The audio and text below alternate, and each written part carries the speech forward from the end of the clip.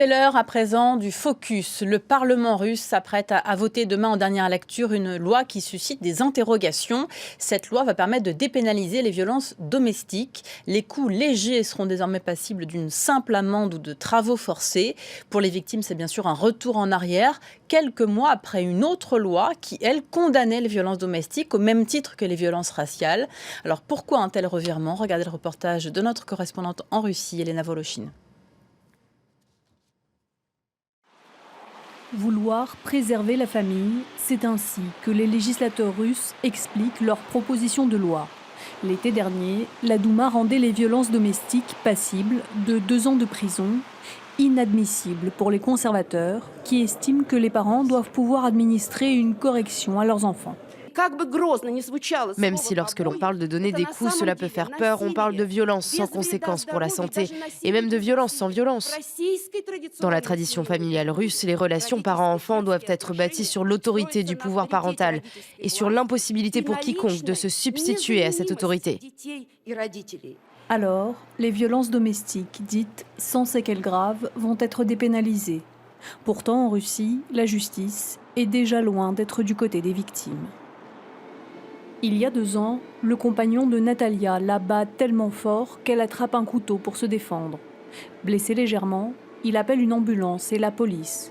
Lui est emmené à l'hôpital, elle, couverte d'échymose, en garde à vue au commissariat. J'ai essayé de parler aux ambulanciers. Je leur disais « Il m'a roué de coups, j'ai mal à la tête, je ne me sens pas bien, j'ai les jambes qui flanchent. » Ils m'ont répondu « Regarde ce que tu as fait. » Une fois au poste, Natalia se sent si mal que les policiers appellent les secours, mais ils l'accusent de simuler. Les secouristes refusent d'abord de l'emmener. Je l'ai supplié en disant « Si vous me laissez ici, je vais mourir. Je vais vraiment mal. » J'avais à peine la force de leur parler. Puis à l'hôpital, le médecin veut la garder, mais les policiers refusent. Ils la ramènent au commissariat et la menacent en vain pour qu'elle signe des aveux. Ils m'ont dit « Si vous signez, vous rentrez à la maison. Sinon, on vous envoie en prison. » Plus tard, on lui diagnostique un traumatisme crânien et une commotion cérébrale. Mais aujourd'hui, sous le coup d'une enquête pour agression préméditée, elle risque 10 ans de prison. Son agresseur, lui, n'a jamais été condamné. J'ai demandé à l'enquêteur « Vous croyez qu'on ne peut pas tuer une personne à coups de poing ?» Il m'a dit « Si, bien sûr, mais pour nous, la légitime défense, c'est s'il vous a mis un pistolet sur la tempe. » Pour les défenseurs des victimes, ce cas n'est pas isolé. En banlieue de Moscou, Aliona a fondé ce centre d'hébergement temporaire. Au 2e étage de cette maison de campagne, 5 chambres accueillent des femmes et leurs enfants. Nous recevons des appels presque tous les jours, jusqu'à 2-3 appels par jour. Nous devons les renvoyer ailleurs, parfois vers d'autres villes. Il n'y a pas assez de place dans les refuges. Si notre centre était plus grand, il serait complet un mois à l'avance. Parmi ces victimes, certaines attendent de recevoir une aide juridique et médicale. Elles aussi se heurtent à l'inertie des autorités. Il n'y a pas longtemps, une femme a été tuée alors qu'elle a téléphoné 6 fois à la police. Et c'est un cas des plus banals. Aujourd'hui, une femme doit elle-même répondre de sa sécurité. Elle est seule contre tous. Contre sa famille, qui lui défend de laver son linge sale en public. Contre la police, qui lui dit qu'elle n'aura aucun recours contre son agresseur. Contre ses copines aussi, qui lui font comprendre que son mari la bat parce qu'elle est une mauvaise épouse et une mauvaise mère. Пап, перед сном ты меня просто обними и на ушко скажи, что лучше сына не найти. Не оставляй меня одного, я прошу, не надо. Не кричи по пустякам, я тебя люблю, тебя, и я знаю почему. Pour protester contre cette banalisation de la violence, Anastasia a entrepris de sortir dans la rue avec un maquillage. Une action isolée qui passe presque inaperçue. Dans notre société, la violence envers les femmes, comme la violence tout court, c'est la norme. Nous vivons dans une société ultra militarisée, où il est bien plus honteux d'avoir été battu que de battre quelqu'un. Mais il y a une autre raison pour laquelle Anastasia proteste seule. Une autre loi qui interdit tout rassemblement sans autorisation préalable des autorités. En général, les autorisations de manifester sont refusées. La seule chose qu'on peut faire en Russie sans autorisation légale, c'est de porter seul une pancarte. Mais dans ce cas-là, l'activiste se retrouve seul dans un environnement hostile. Pour les militants de la cause, la nouvelle loi sur les violences domestiques ne ferait qu'aggraver une situation déjà critique. En Russie, selon la statistique officielle, 70 000 personnes en seraient victimes chaque année, un chiffre loin du compte, car 70% d'entre elles souffriraient en silence. Et on va aller plus loin sur ce sujet avec notre invitée, Loé Lagrange. Bonjour, merci d'avoir répondu à notre invitation. Vous êtes spécialiste de la Russie. Vous militez par ailleurs pour qu'il y ait davantage de femmes en politique. Sur le plan juridique, d'abord, qu'est-ce que cette loi qui va être votée demain en dernière lecture a de si inquiétant ?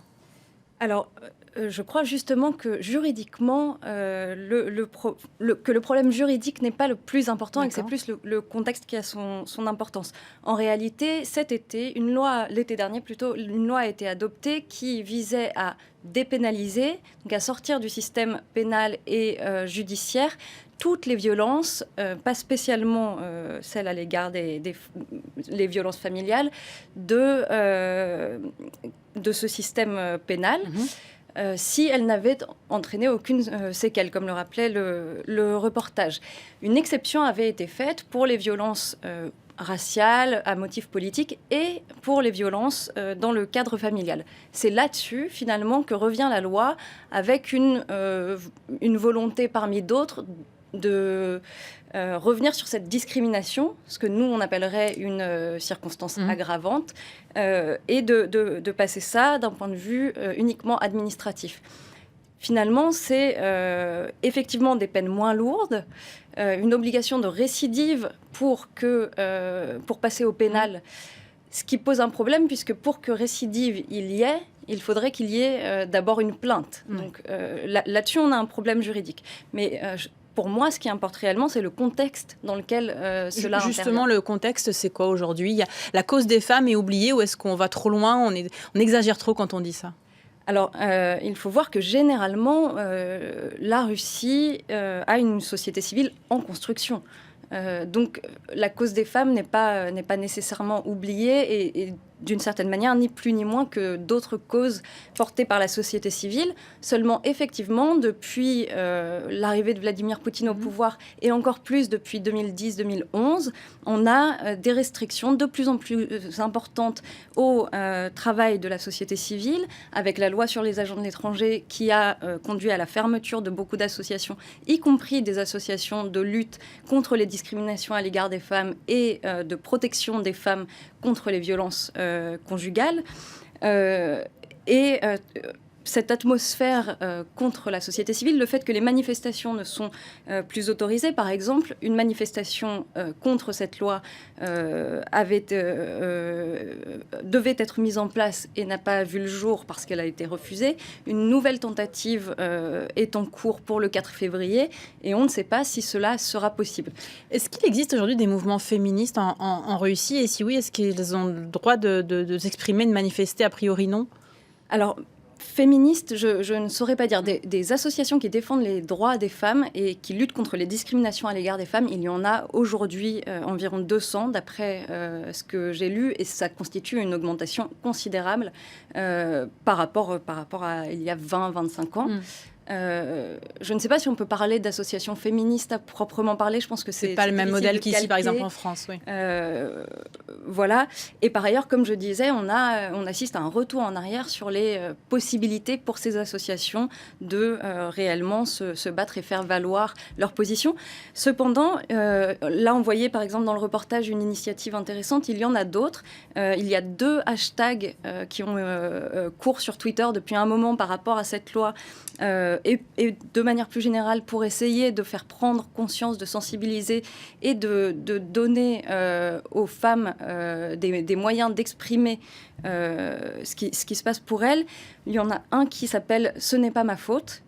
et l'autre qui s'appelle « Je n'ai pas peur de le dire » et qui a permis à toutes les femmes qui avaient été victimes de violences, je crois en particulier sexuelles, d'utiliser ce hashtag pour dire « Oui, j'ai été victime de violences ». Après, faut-il porter plainte, dire qui est son agresseur, et c'est peut-être là où il y a davantage de tabous dans la société russe. Mais je pense que déjà, le simple fait de le dire, et qu'il y a quand même un effet d'entraînement positif avec ce hashtag qui a conduit plein de femmes qui avaient été victimes à l'exprimer, ça banalise, en contrepartie de la banalisation des discriminations, il y a une banalisation de la dénonciation, ne serait-ce que à titre personnel. Après, effectivement, tant qu'il n'y aura pas de formation de la police, des forces de l'ordre, même du système judiciaire pour répondre à ces situations, il y aura un problème. Et c'est pour ça, encore une fois, que je disais que la partie purement légale n'était finalement peut-être pas le cœur du problème. Si on a une législation très ferme, mais que la police n'intervient pas quand une femme appelle, c'est ce qui a encore été montré dans le reportage, où je crois que 70% des plaintes ne passent pas le seuil du tribunal. Le problème reste entier. Oui. Si on élargit un petit peu le champ de la discussion, aujourd'hui, quand on est une femme en Russie, on peut être l'objet de quel genre de discrimination ? Alors, il y a des discriminations salariales. Des discriminations sur l'accès à certains emplois, qui en réalité, qui sous couvert de protection de la santé des femmes enceintes, du fœtus, sont en réalité souvent des discriminations sur l'accès à des postes plus importants, des postes de direction. Finalement, on retrouve les schémas qu'on a aussi en Europe de l'Ouest, mais de manière plus exacerbée. Et avec, d'une manière paradoxale, un sentiment de retour en arrière, je pense, par rapport à une période pendant l'Union soviétique où l'égalité était loin d'être parfaite entre les hommes et les femmes, mais d'une certaine manière, probablement était plus encouragée et plus réelle qu'aujourd'hui. Merci beaucoup Loé Lagrange pour votre éclairage après ce focus consacré à ce vote d'une loi demain au Parlement russe. Vous restez sur France 24, Paris Direct continue, à tout de suite.